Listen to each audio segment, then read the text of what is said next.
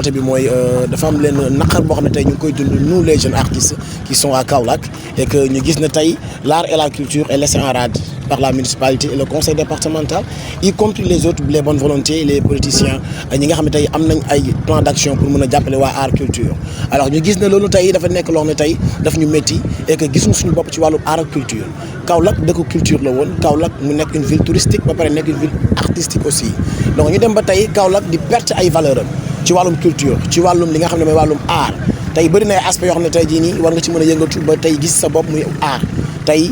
amatuñ festival amatuñ ay programmes yoo xam ne tey c'est destiné à la jeunesse wala soit tey nga xam ne tey jii am naa benn lieu de culture wala soit des complexes ou bien des maisons culturelles yoo xam ne tey dañ ci mën a gis sa bopp ba tey képp koo xam ne tey jii nii yaa nga dund art nga mën ci di liggéey rawatina nag ñu manqué des créations artistiques création emploi artistique tey amatuñ ko tey da ngay dem ci dëkk jàmbur nga gis ne tey jii ñii seen élus locaux yi ñu ngi jàppale seen doom yi ci wàllum li ñu yëngatu muy art d'autant plus que nag tey bu ñu demee ba ne tey dañuy xeex immigration clandestine parce que tey gis nañ Covid 19 bi mu ñëwee dafa empêcher lu bëree te gis nañ ne la culture c'est toute une jeunesse et que mënoo wax jeunesse sans la culture et la jeunesse c'est la nation donc tey boo bëggee élite mooy le soit nga bëgg tey ay leaders yu war a mën a diriger dëkk tey ci jeunesse bi la et que jeunesse bi boo leen bàyyi en rade mooy bàyyi nga culture ndax culture mooy suñu cosaan te ñun moom lañ am te Saloum c'est une ville boo xam ne c'est typiquement culturel mu nekk carrefour économique bassin arachidier fii la nekk Saint-Louis bi fii la nekk tey yenn activités yoo xam ne tey jii mënoo ko def sans Sénégal dox te fii la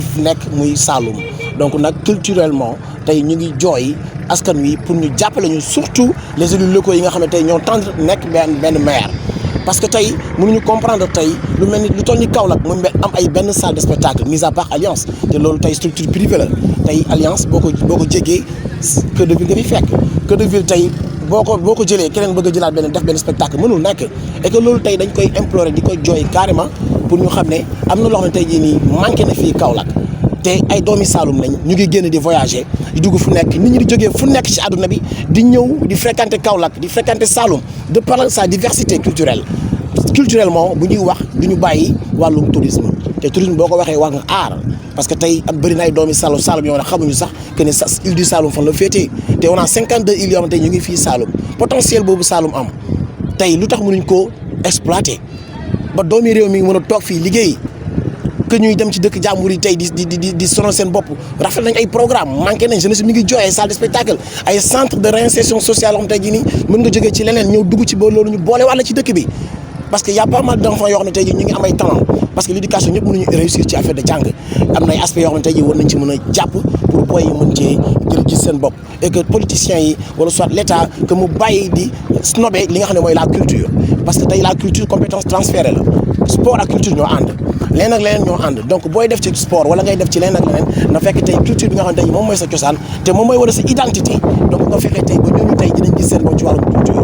tey y a plus de compétition y a plus de festival y a plus d'événements yoo xam tey di nga ci mën a gis sa bopp ay festival yoo xam tey da nga koy dégg ci biti la nga koy déggee te pourtant tey artistes yi ngay dégg ñu toj le monde Saloum lañ Kaolack lañ fekk baax subvention yi ngay dégg tey ñi nga xam ne foo koy dégg ay pas yoo xam ne tey ñoo koy recevoir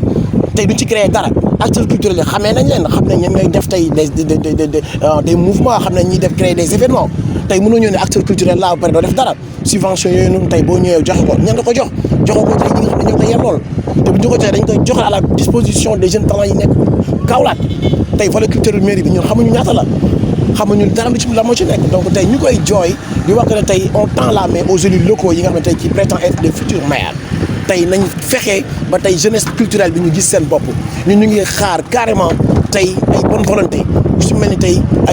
ay politiciens wala soit ay bonne volonté yu nekk fii au niveau de Kaolack ñoo jàpp ci on est allé chercher le gouverneur tey bi ñu demee gis gouverneur dafa ñu dalal ñoo xam ne ñun on a un gouverneur très culturel mu recevoir ñu ne ko ñun on a créé un centre culturel boo xam ne tey du nom de Kaay Saloum uniquement pour promouvoir les jeunes talents de Kaolack tey du rap kese du danse kese mais la culture on parle de culture culture parle d'une communauté alors communauté boobu ak nation boobu moom lañ soxla ñu ñëw rejoindre ñu ci li nga xam ne moom la ñuy xeex muy lan ñu revaloriser waat la culture kaolackoise ba tey fu ñu mën a taxaw ñoo xam ne ñii c'est des Kaolackois